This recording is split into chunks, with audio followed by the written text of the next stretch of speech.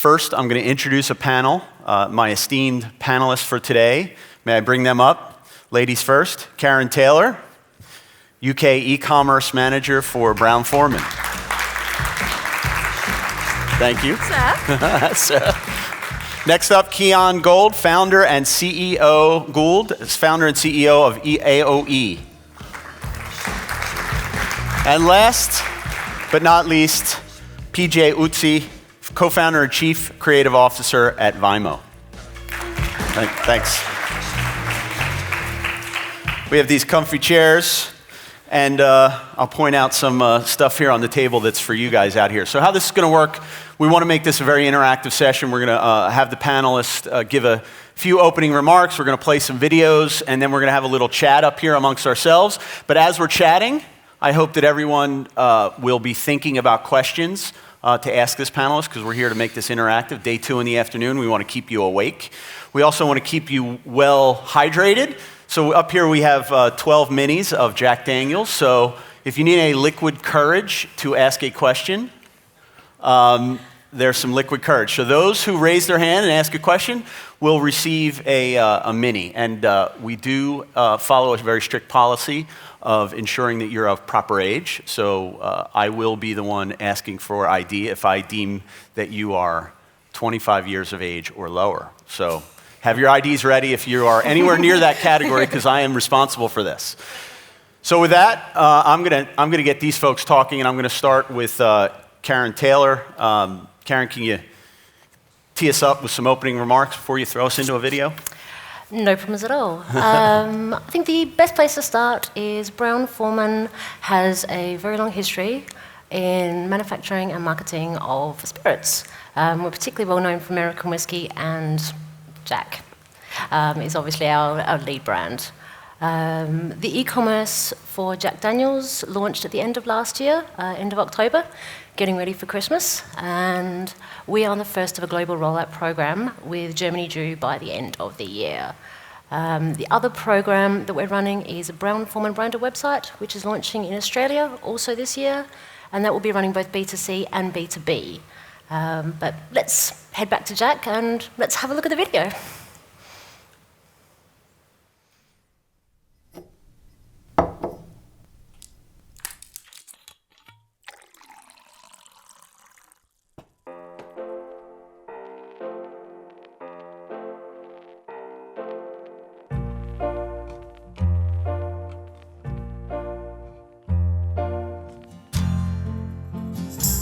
We have to be rooted in our history, honor our heritage, and to never present ourselves as something other than what we really are. Because I think what we really are is a great story. What we've done with Jack Daniels over the years, we've never changed where we're located, we've never changed grain bills, we've never changed yeast cultures, we've not changed the process here. We've been able to scale that up to allow us to ship to 160 countries around the world today, even though we're still in this small hollow here in a town with one red light. When all the initial planning was happening about what the website was going to be looking like and performing like, the initial launch team made sure they visited the distillery and actually had a number of the meetings in the distillery itself, so they really got the feel of what Jack Daniels was about. Because it's such an iconic brand, I think it's really important that we consider that when we build the online experience and e-commerce experience, so we don't lose the whole reason why people identify with Jack Daniels as a brand. Second step was, how do we bring that story alive online?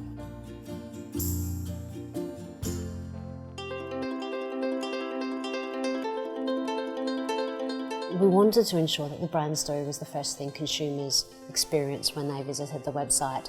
They would be able to shop for all the products after that, but Jack the Man was going to be part of the first experience they had on site.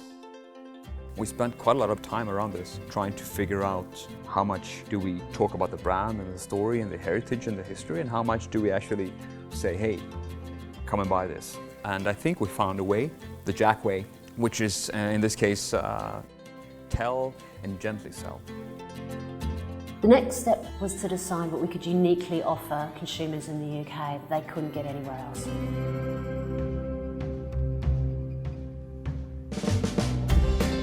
The big thing about the launch in the UK was being able to actually feature some of the products that are a little bit harder to find at retail. So when we do things like custom engraving, some of the specialty lines of products, some things that are a little bit easier for us to do direct and build that relationship and that connection, it's a complement to those existing experiences, because ultimately our goal is to make every adult a friend of Jack's. We all get caught up in the front end and being able to tell the story and all the look and the feel of the website. Not to forget all of those fun bits. You do need to make sure it's on a robust commerce order management system that can ensure that we safely fulfill orders to customers. We're all from Belgium, Antwerp, and we're here to visit the great whiskey from Tennessee, Jack Daniels. So our strategy is to launch 3 stores on the Magento platform. The Jack Daniels store in the UK was the first one. After that, we're going to launch an Australia store. It's going to be a Brown-Forman branded store, which is going to be both B2B and B2C. And then later this year, we're going to launch another Jack Daniels store in Germany.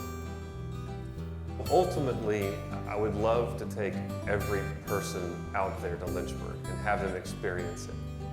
But I know that's not easy whenever you're talking, if you're in the UK or Germany or these other markets.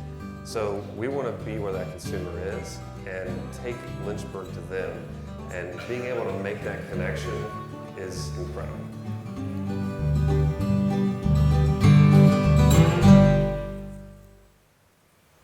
Awesome. Yeah. So we're gonna talk a lot more about that with Karen in a minute, but we also want to now move on to seeing a little bit of background. Keon from AOE is going to talk a little bit about what he's brought to life for Frankfurt Airport. Yeah, so Frankfurt Airport came to us about 1.5 years ago with a pretty bold vision to change the entire airport experience to a digital experience. And while there have been some airports in the past that have, experimented, let's call it, with commerce, with e-commerce, sort of like a click and collect approach, or like reserve and then pick up in store the basic things. Fraport had a much broader vision and really wanted to bring every single touch point along a customer journey into a digital experience that can really be called like the most complex travel omnichannel experience on the planet. And let's have a look at what we did there. This is the Frankfurt Airport. Every day, 160,000 passengers hurry to catch their flight, like Michael. An hour ago, he realized he had forgotten to buy his wife an anniversary gift. Normally, this would be problematic, but this airport is not a normal airport. Here's what he did. On the cab over, he pulled out his phone, brought up the Fraport app, ordered some fancy stuff. His order was sent to Heineman's in Terminal 1, where it was quickly put together. Now he's headed to his gate, and so is his order. It's hot on Michael's heels, arriving right when he's about to board. Pretty cool, huh? But this is just one story in the tale of how AOE is teaming with Magento to build one of the most comprehensive omni-channel experiences in the world. This is Kai Schmidhuber, head of digital at the Frankfurt Airport. Unsere Geschäftspartner zahlen keine fixe Miete, sie zahlen an uns einen umsatzabhängigen Beitrag. So when the retailers make money, the airport makes money. Oh, did we mention this is also the largest shopping mall in Germany? Und über den Weg sind wir zum Thema E-Commerce gelangt. They needed to find an expert they could partner with. This is Kian, founder and CEO of AOE.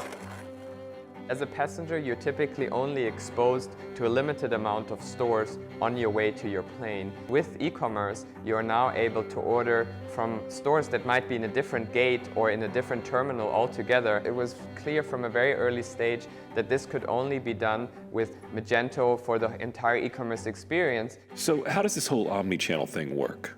Say you're stuck in a boring business meeting like this guy. Why not do a little shopping before you catch your flight back to Oslo? We highly rely on real-time flight data. Which means an OMS that handles gate changes, flight changes, and Magento Digital Commerce and Commerce Order Management allows them to do it all. Take this passenger. As she arrives at security, she gets a notification that her flight has been delayed. Perhaps she'd like to make a dinner reservation at a fine German restaurant to pass the time. Her seat's ready when she arrives. I hear the schnitzel's nice. Unser Hauptziel ist es, die gesamte Customer Journey von der Anreise über die Anwesenheit hier am Flughafen bis zur Abreise digital zu begleiten.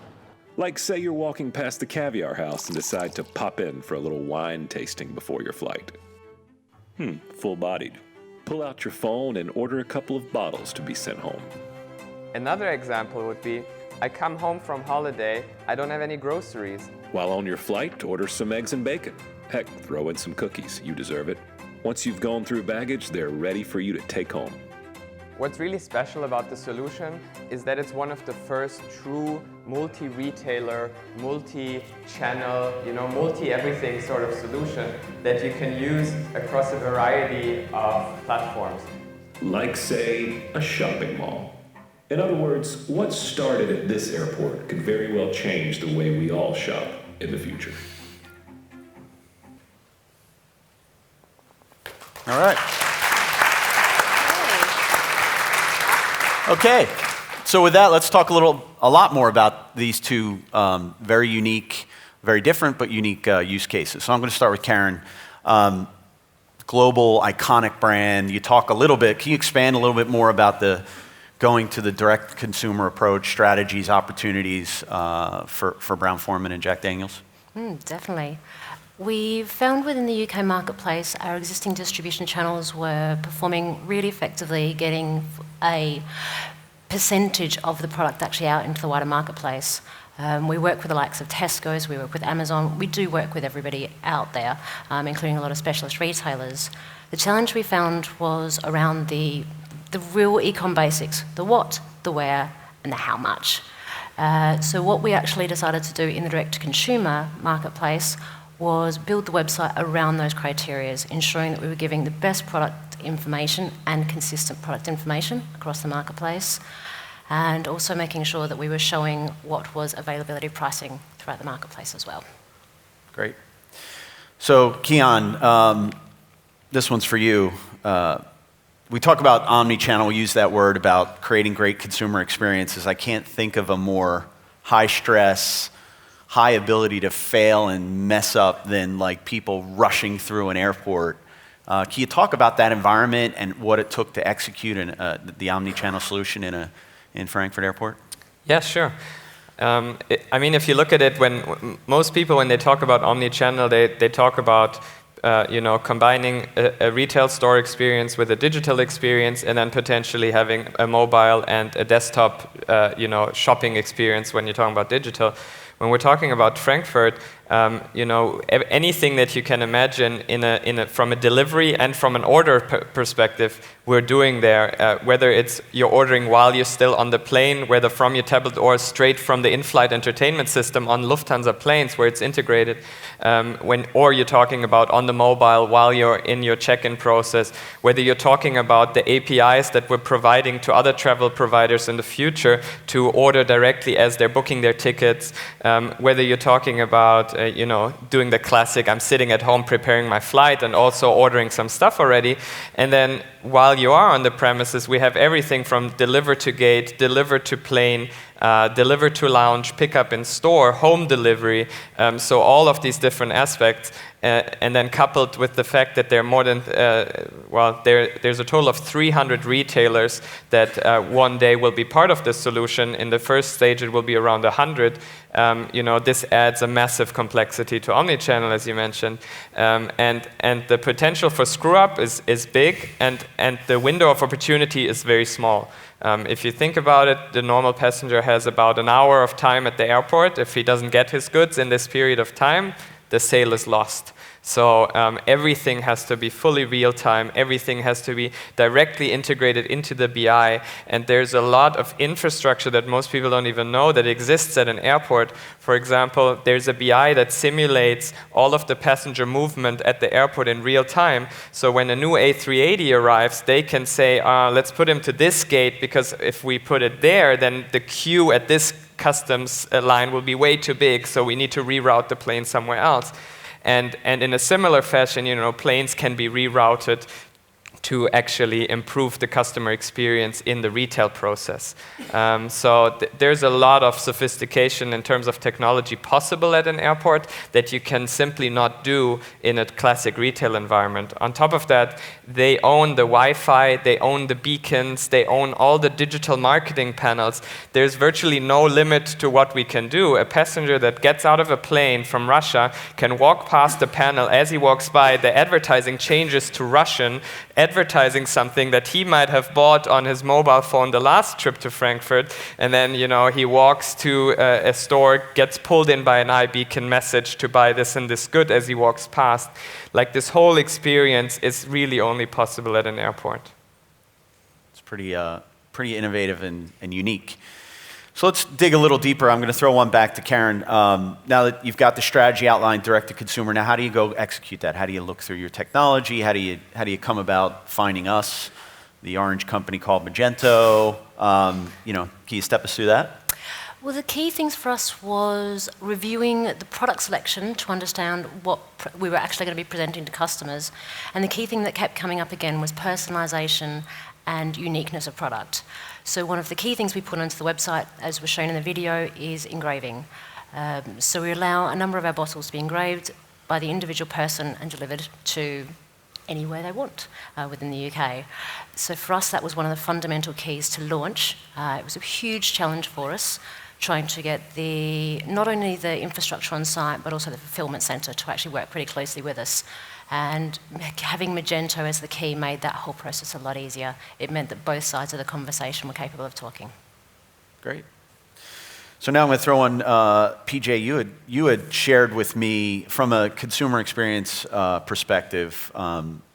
You're reaching some pretty special milestones in terms of how consumers and where they're engaging with Brown-Forman and Jack Daniel's. Can you share some of the stories you were telling me about? Yeah, sure. I mean, obviously, it's going to be about mobile. Right. Mobile is obviously one of the key aspects of any project these days, but I think particularly here because what we're doing with Jack Daniel's is we're essentially introducing a new channel of getting Jack Daniel's products, right? Previously, if you wanted to get a hands of a bottle of Jack, you would go to your Tesco's, your Waitrose, your Sainsbury's, your airport, or your local corner store, or maybe Amazon. Those were your channels, and what we're doing here is suddenly you can buy directly from the source. So we're jumping into the competition, and obviously the big question is how do we compete? Engraving and the exclusives that Karen mentioned, but also where is the game? What's the playing field like? How do we get in this? So we look at the customer journey, obviously, and then these days it's not really linear anymore. Just following a customer from the awareness phase to consideration to evaluation and to purchase. It's definitely not linear. It's all over the place. It's just following a normal consumer throughout the day. You're at the underground, you see a Jack Daniel's ad on the wall. You're after work you go grocery shopping. You pass by the whiskey aisle at Tesco's, and you're at the pub getting a Jack and Coke. You're getting a dinner at TGI Fridays and having a steak with barbecue sauce from Jack Daniel's, and you're checking out a YouTube clip with the Guns N' Roses video, or at home. Googling for the proper recipe for a mint julep, and it's yes, there are faces and there are channels and there's touch points, but they're all over the place, and the user is just crisscrossing. So it's pretty chaotic. And then the one thing that stands out, the one constant we have, the one piece that follows the consumer throughout all these different channels and touch points and faces is the phone. The mobile is there almost at all times. It's our life companion, right? It's our alarm clock when we wake up, follows us throughout the day, and the last thing we do, it's a reading light for those of us who read books, and I guess for many of us, it's actually the bedside reading, right, the phone. So it's with us. So obviously, mobile is key here. So we knew that, and then we've been live now for 8 months, and mobile was one of the key things that we wanted to get right. And following the stats, I think out of the gates, when we launched in late last year, I think we were past 50% mobile traffic, mobile phones, out of the gates. And now, pretty exciting, in June, we passed 70% traffic from mobile phones, 10% traffic tablets, and 20% traffic desktop. Looking at sales, we passed the tipping point. 50% from the sales on jackdaniels.co.uk now comes from mobile phones. phones. Tablets, it's 15, and desktop is 35. Wow. So it's, yeah, happy to see that. 70% of traffic and 50% of transactions on mobile phones. Yep. That's serious stuff. Great. Keon, the phrase that you use in the video that I repeat constantly and quote you all the time is multi-everything. You've got merchants large and small, complex versus not so complex. Can you talk about how the diverse environment, how do you manage inventory, how do you manage all those diverse sets of merchants in such a unique setting? Yeah, I think, when you're talking about that, you have to jump into like a technological architecture very quickly, because in the end, you're dealing with a lot of companies that all have their own IT systems or not, and they all need to be part of one common solution.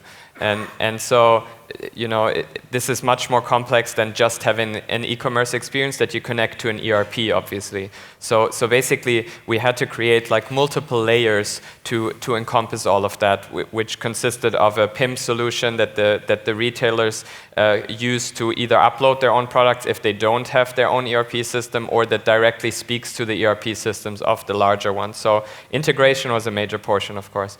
Then we have additional systems that, we call it like a retail portal, where basically the retailers can manage the experience for their users, because some retailers, like the big duty-free companies, they want to do their own branding, their own marketing, they want their own landing pages within the whole airport ecosystem web infrastructure. And then, of course, a very vital part is also like a complex integration layer that integrates with all of the different on-premise systems, with the OMS system, with all of the different real-time BI systems, etc. So at a very early stage, it was clear that it needed a very service-oriented architecture to fulfill all these needs. Because new things happen in an airport environment very quickly, and very quickly you need to replace systems, new retailers come in, new complexities add on, and so on. So very much it was an architecture project at the beginning, and then it became more and more like about figuring out what the retailers want, what their needs are, and how to represent them with their individual needs in a platform that to some extent has to fit everyone, but on the other hand, they're very unique needs also. And it's very interesting to see how traffic is developing now within the infrastructure.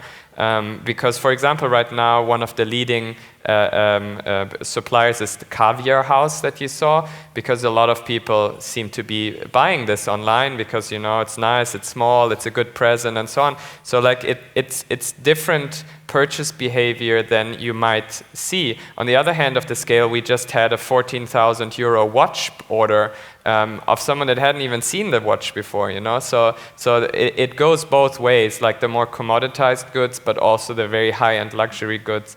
And of course, a system like that really needs to appeal to the different audience and can't just be like an Amazon where every single product looks the same, every single brand looks the same.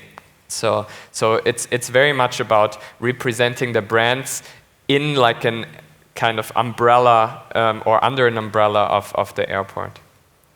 Everybody catch that? Somebody bought a 14,000 euro watch on their way through Frankfurt Airport. So I know it wasn't me, but hopefully somebody picked up a nice watch on their flight through Frankfurt.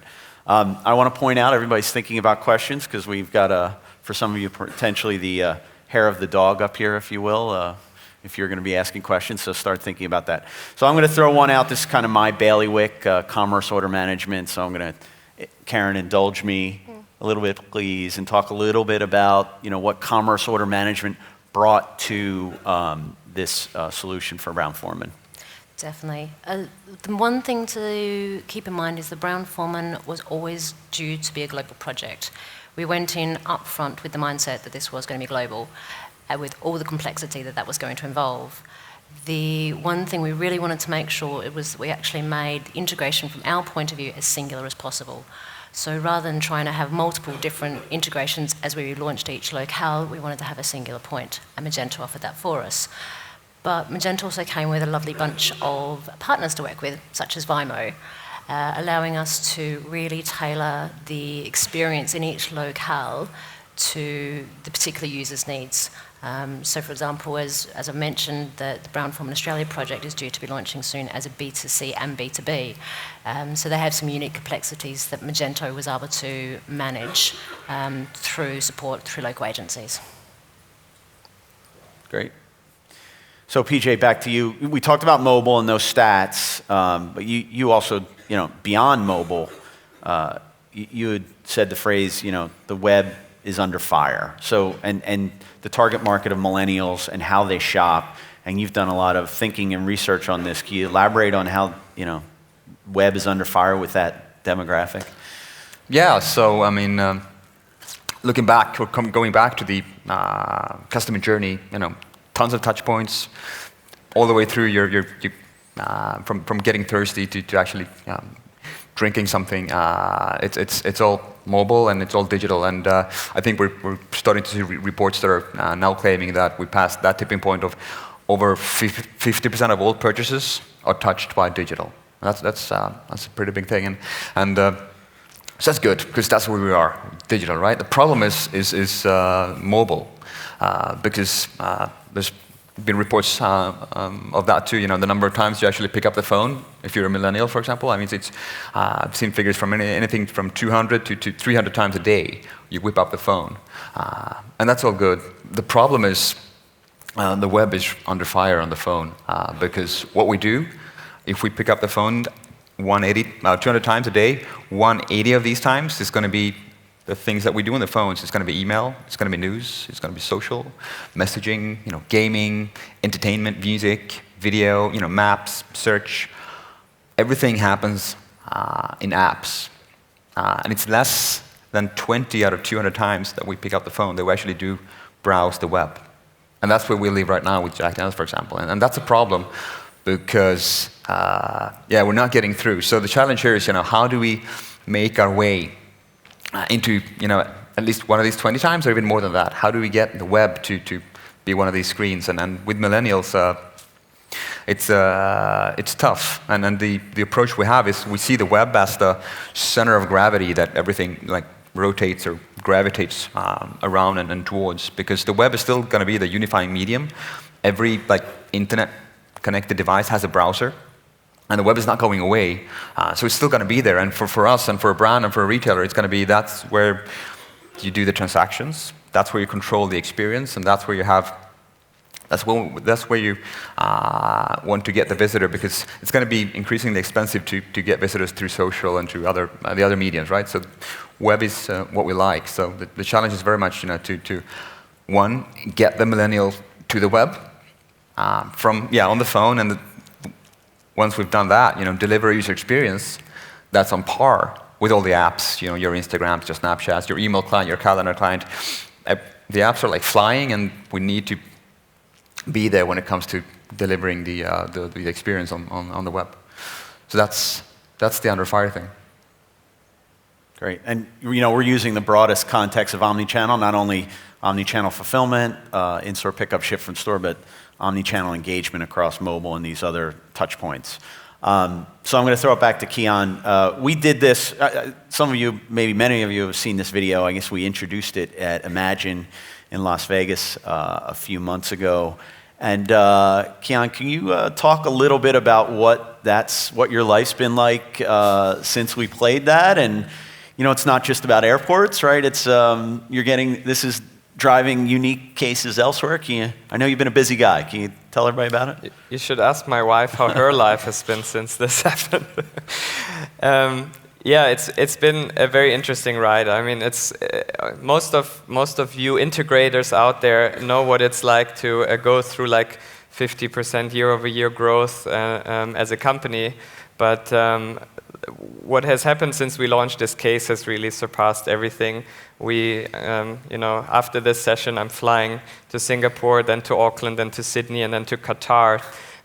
So every single airport that has a substantial commerce presence in the world is starting to pay attention and showing interest. And we've been doing this, showing them what the platform and what the solution can do.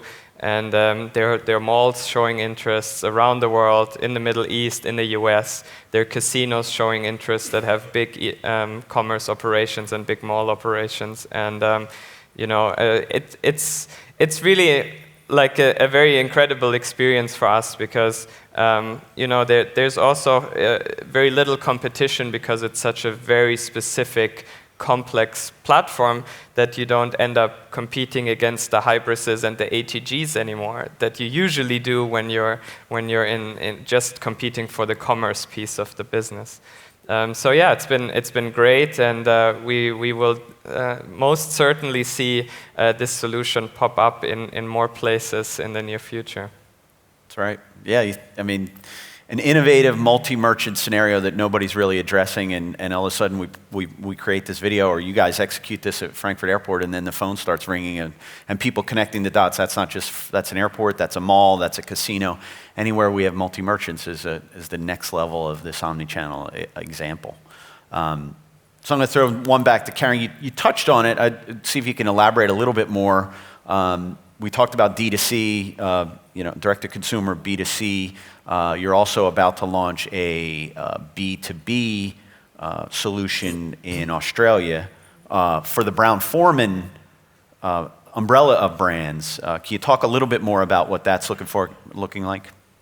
Yeah, the Brown-Forman umbrella of brands contains obviously a wide selection of products, and the key challenge that occurs in Australia is just due to the vastness of the size of land and the challenges faced by the distribution network as a result.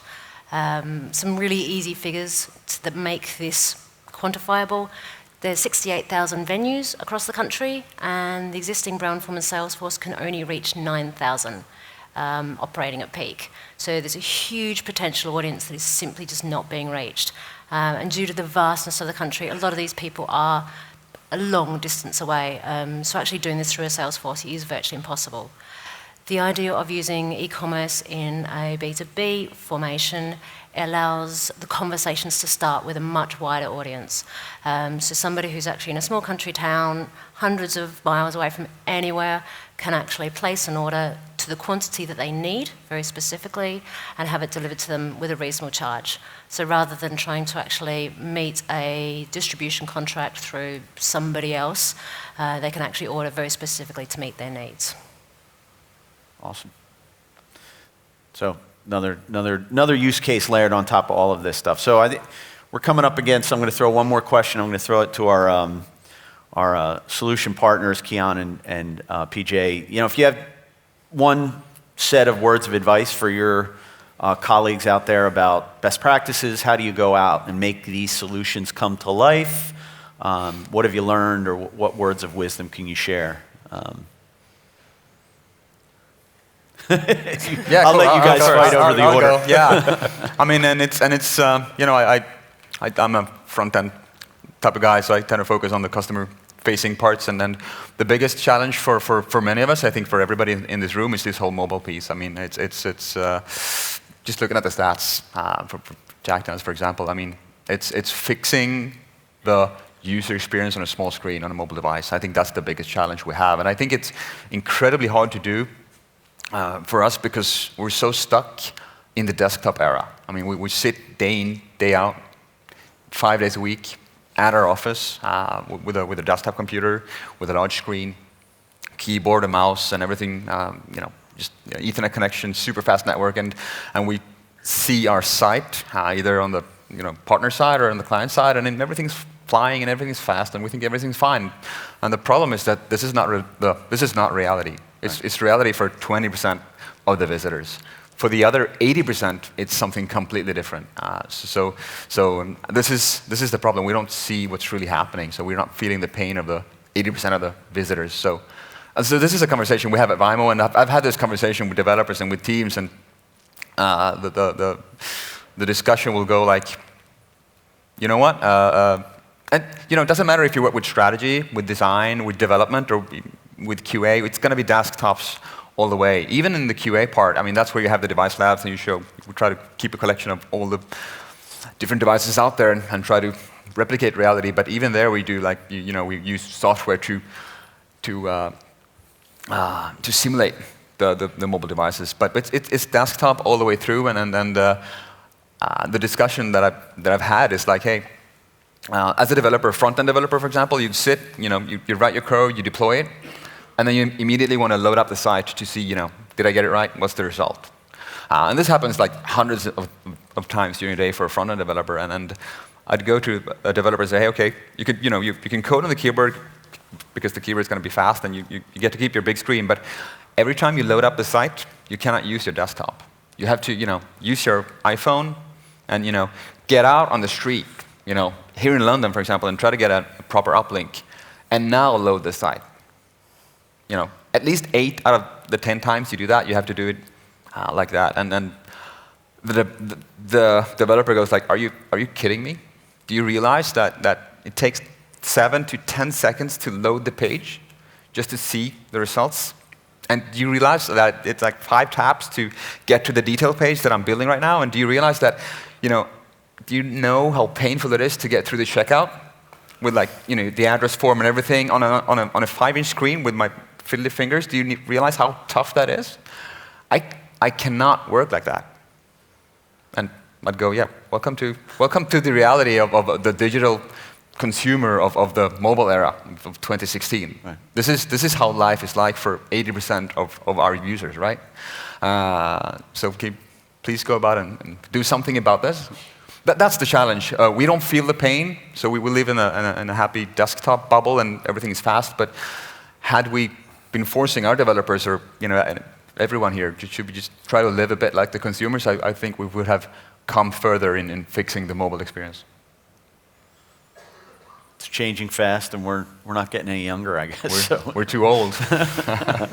Kian? Yeah, I mean, when you asked me last time, I said, don't write a 1,000-page requirement document. But I wanted to maybe elaborate on the general idea a little bit that a lot of companies that are now starting to do a digital transformation process or going into e-commerce for the first time, and you guys are no different, I'm sure, they realize that it takes much more than doing what they used to do in a digital way. It requires to rethink the whole way that they do their business. And we've gone through a very interesting learning curve together with Fraport because they started this the completely classical way. They had an idea. Then they hired a consulting company and paid them a 7-digit figure to write a business document with 30,000 pages of PowerPoint over the period of 12 months. Then they started an RFP, invited about 20 different companies that had to spend 3 weeks just studying all these materials to figure out what they even want. Then bid on it, which made it almost impossible to compare all the bids.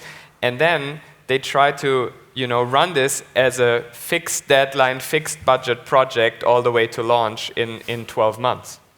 So this is the way that a lot of companies approach these kind of large-scale digital projects. And luckily, we managed relatively early, in parallel to the old school thinking and the old school contract negotiations and so on that was still happening, to find a modus operandi with the actual teams that we were working with that this was all nonsense. And they actually wrote, they came up with this concept of IDs for requirements. They called them race IDs for like retail, airport, commerce experience. And they wrote 3,500 of these race IDs. And they were planning to have each one of them checked off at the end. Yes, yes, yes, done. And we managed to transform them into thinking in an agile way and adopting and continuously delivering and continuously launching new versions, actually doing a proper release map and not doing the big bang, learning from the customer experience and from the customer feedback and so on. And a lot of companies have to go the painful way because they start 3-year projects and realize when they go live that the whole market has changed. So my clear advice would be if you are, as a retailer or as a company that wants to start going and making digital products and digital service offerings, you have to throw away the way that you used to think about doing business before and do it in a way that you can fail quickly and learn from it and improve continuously, because otherwise it's just you're gonna dig a very deep hole where a lot of your cash is gonna fall into and never come back out. All right, great. Those were my questions, but I'm sure there's lots of good ones, I hope, out there. I know everybody's it's the afternoon of the second day of a conference, the lights are low, but there's glistening Jack Daniels. I've known Jack for a long time. I'm sure everyone else has as well. So as that incentive, if there are any other questions, please raise your hand. I guess we've got mics floating around. I may ID you. No, do not take offense if you are under 25 or look like it. Hi, can you hear me okay? Yeah. I think you're going to... I'm interested in the stat of 50% of the orders for Jack have come through mobile. And how do you get the spelling in the custom engraving right? Because I can imagine that being a real opportunity for failure. Yeah, definitely. Within the native environment, we have a profanity check in place, which is first and foremost. We also request that customers check their own spelling, and they do tick to agree that they are responsible for their own spelling. Despite that, we've still got a really strong customer service team working with Radio, who are our partners for fulfillment. And anytime the customer service team see anything they think is even slightly questionable, they're picking up the phone, talking directly to the customer and double checking that this is exactly what they want to say. And I think out of the orders, we probably only get 1 or 2% which have any sort of questions raised in any way, shape or form. Okay, thank you. Great question. And that deserves. 2? No, I'm just... That's for later. Who's up next? Hey. Is he look 25 or am I good? You're over 25, right? Just about, yeah, thanks. I was interested to understand how you were using translation in such a big international project, and what techniques you were using within Magento to try and deliver that. And I guess it's also interesting around brand and tone of voice, and how you were coping with all those different challenges within the work that you've done. Is this directed at Fraport or at Brown Forman? Well, it applies to both, but I think you're further down the line than perhaps Brown and Forman are at the moment. Yes and no. The platform launched initially in just 2 languages, in English and in German, because that already covers a vast majority of the travelers. However, the highest value travelers for Frankfurt Airport are Chinese and Russian passengers. So those are going to be the 2 most important languages. A lot of the language aspects are not handled within Magento, though. They're handled within the PIM infrastructure, because all of the retailers are responsible for their own copyright and their own language. And so we use Akeneo as a PIM platform, as an open source, open architecture platform, so that all the retailers can handle that part of the business. And if you've seen the platform, it gives quite a few possibilities to really upload your content, enrich it, distribute it, publish it. So it is a very compelling setup for this environment where there are a lot of people actually working on the content. And I think that's the general question. Whenever you go into a client conversation about, do we need a PIM or can we handle our products directly in Magento, then one of the questions that we would always ask is, A, how many people are going to be managing your products?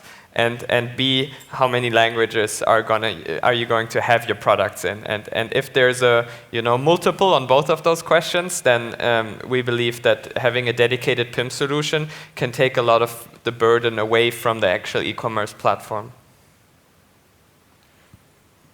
And maybe I can comment on that. I mean, Jack Daniels UK is probably in English, obviously in English, but one of the things that we try to get right was the tone of voice, or how do we speak. I mean, it's essentially a brand experience site and a web shop, and we were trying hard. We're still trying to get it right. How do we speak? How do we say things? Do we say shop or do we say something else? And initially, the heritage and being the iconic brand like Jack Daniels is, we had a bit of a too strong inside-out perspective. I think we were originally the shop section, the shop section where you could buy the whiskeys and the exclusives was called the White Rabbit Bottle Shop, because the White Rabbit Saloon was the original saloon in Lynchburg, and that was like, yeah, this is a unique name for our shop. But the White Rabbit Bottle Shop is like, doesn't really clearly say you can buy a whiskey here, right?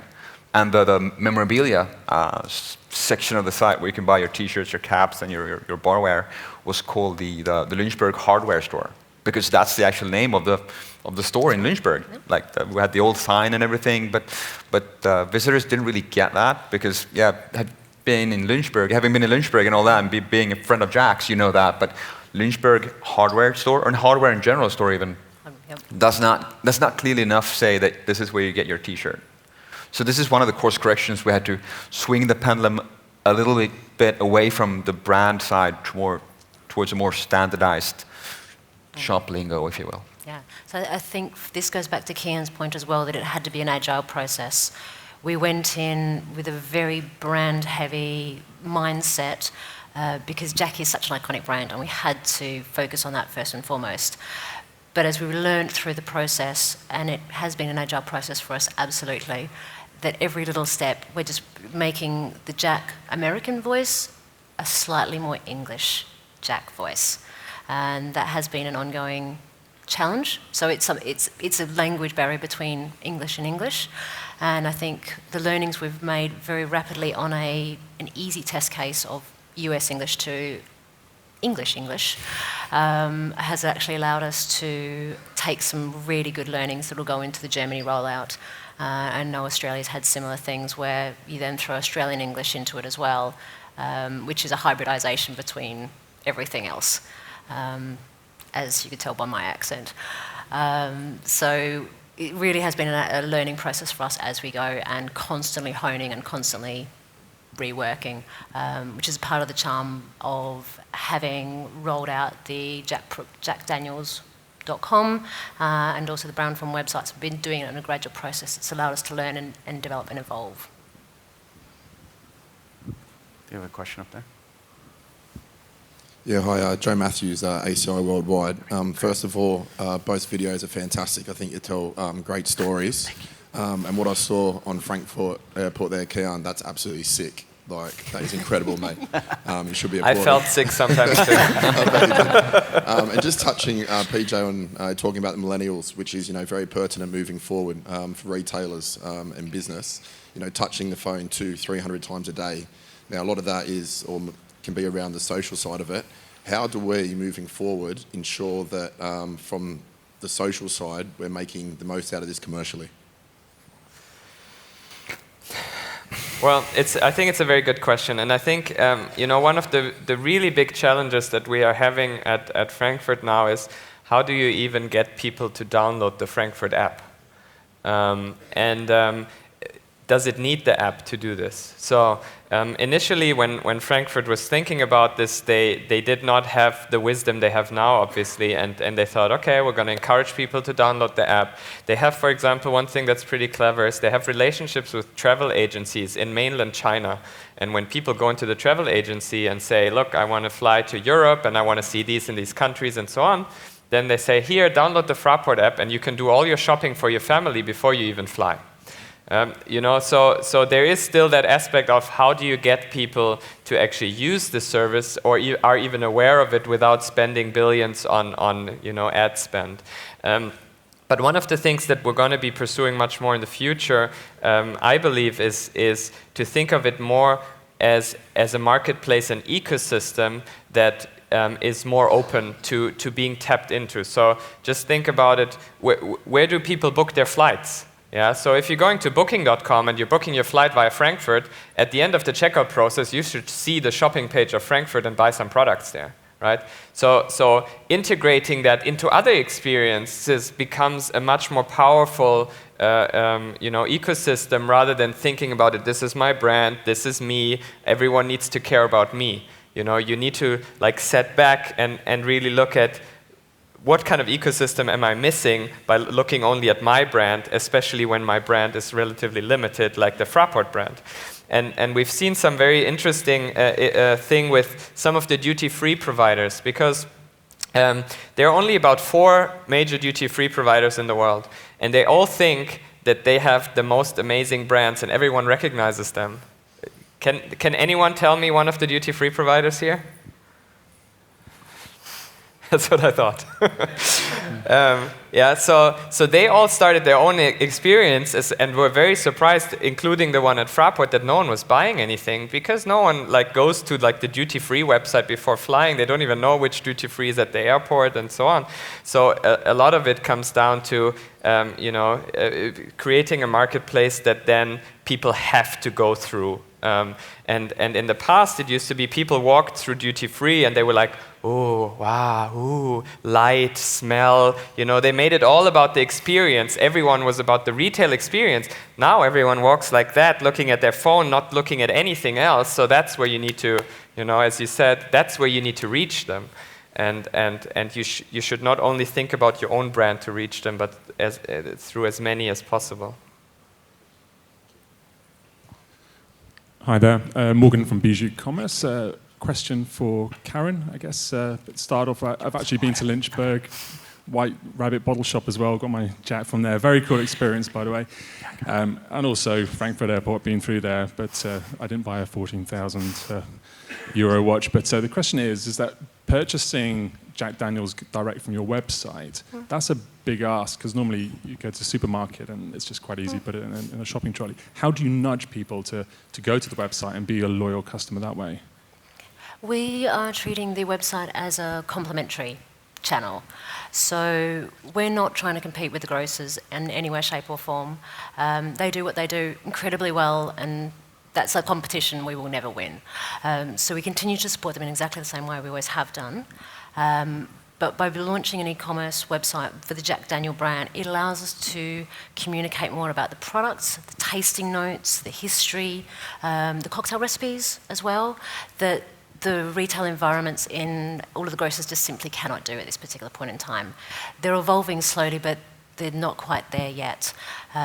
So we are using it from that particular point of view to actually help the consumer journey to make the decision. Whether they walk into a grocer, a specialist retailer, their local store, it's fine by us at the end of the day. The one thing that we are also looking at is how to define the experience we want to give the customer in each of those environments. We will only ever get a certain amount of shelf space in any grocer, so we can't list their entire product range there. So again, that's a challenge we will never win. We can, however, list everything and anything on the website.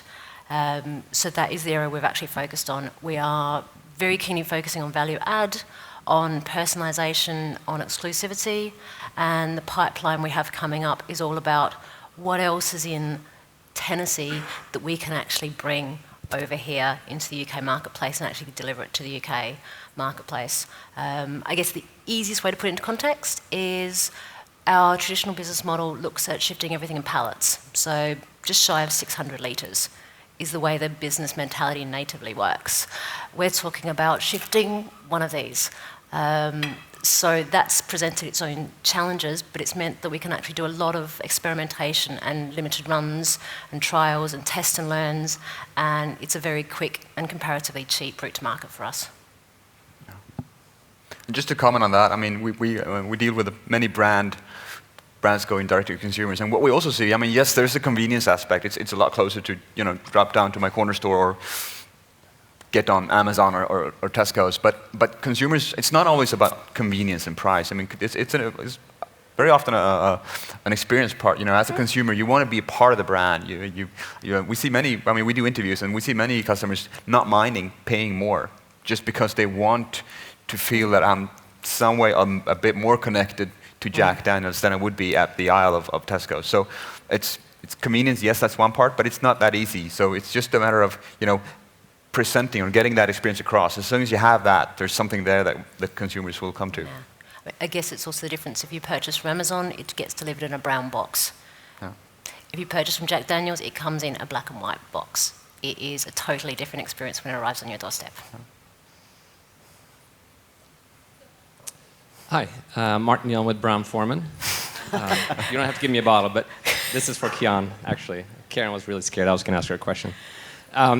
So when you built the Fraport ecosystem, was there any talk about not just retailers, but also brands being able to leverage to sell their products through that system? And the reason I'm asking is, from a Brown Forman perspective, from a Jack Daniel's perspective, travel retail is a huge business for us.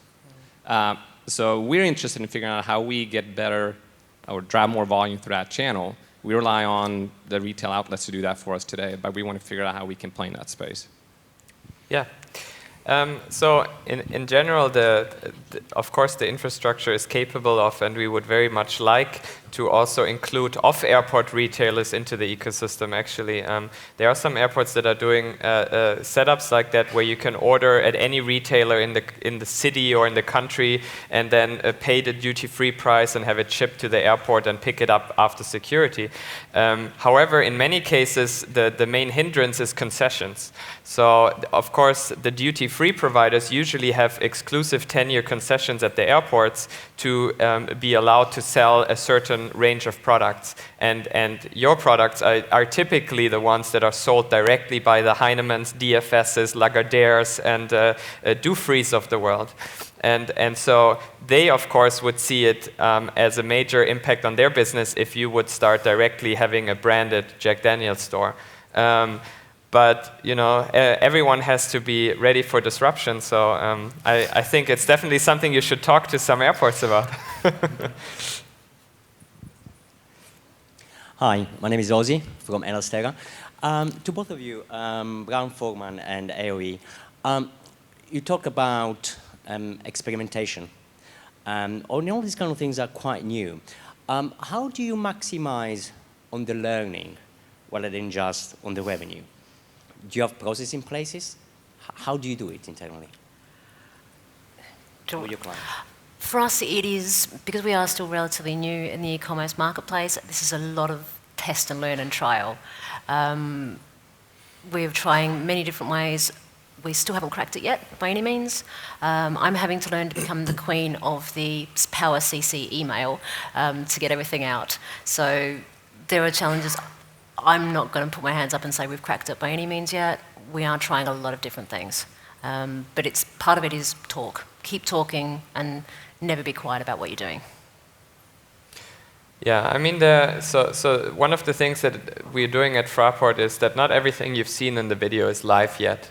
So a lot of the things are being released in several stages, and we start with small beta user groups where we only let like certain users do, for example, to gate delivery. And then, you know, we start rolling it out. And not only because we want to see if people are actually interested in it, but also because it's a huge logistical burden for the airport, obviously. You know, if you have 30 orders come in the same minute, you theoretically need 30 runners running around the airport. They don't have that right now. So it needs to be scaled, you know, continuously. At the airport, it's actually interesting because, you know, the Frankfurt airport employs 15,000 people directly and 180,000 people indirectly. So it's a pretty big company.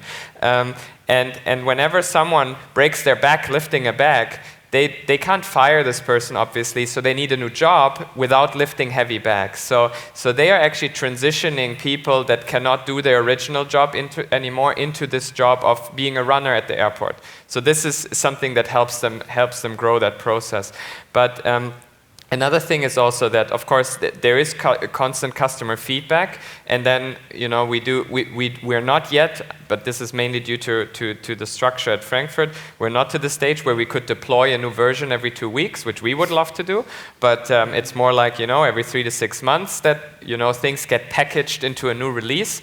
But a lot of it always comes from the learnings. And with this environment where there's so much new stuff happening all the time, you know, new delivery services come up, then someone wants to integrate with Uber, then, you know, Fraport has a loyalty program as well that we launched. So a lot of the services that you can consume around the airport, such as to gate, being driven to the plane in a Porsche SUV. You know, this is something you can buy on loyalty points now. And so, like, there are constantly new things popping up, and they need to be integrated into the platform. So it very much becomes just a continuous process rather than a target. We want to be there in 2 years. We want this. They have some revenue targets, But this is just to make the board happy in the end. In the end, it's really about trying to figure out what can we do to drive that traffic and actually get adaptation. And what's interesting is people are willing to pay insane amounts for the simplest commodities. So we did this beta where we had curry sausage delivery to the gate, and the curry sausage was $3.90 and the delivery was €5. And people did it. There were like 100 orders on one day. Like people are lazy. So you just got to test these things out, and you will find opportunities where you don't expect them. One more question. Thanks for the... Lyndon Wright to Buy One Click. Foreman Brown, when you have people who go to your website, do you also see an uptake in offline orders? And have you done anything back, like, I don't know, register the warranty on your jack or something, so you can kind of connect them? Is there any tracking in that way, or you've got any ideas on that? I would love to say yes, it's that simple. I don't know if you've ever tried working with some of the grocers out there. They do not like sharing information. There's a few exceptions to the rule, but very, very challenging from that point of view. Anybody that can deliver that solution to me, I will bite their hand off right now. So if anybody does happen to have it, please come see me. The other side of it is going to be that we do work closely with our partners. For example, PJ's been working really closely with us to try to help us piece together the entire puzzle. Data is not the strongest thing we have through our existing retail channels at the moment. It's getting better, and it's getting better every single year. And as we're launching more and more commerce environments into more and more locales, we're getting better at asking the right questions as well. So that's also part of the learning curve for us. As soon as we know the right questions to get the right answers, we are beginning to get more detailed information. But it's a challenge. Thank you very much. All right. Sorry, great questions. I'm sorry we've run out of time. We want to get everybody to a break, but please join me in thanking Karen, Keon, and PJ.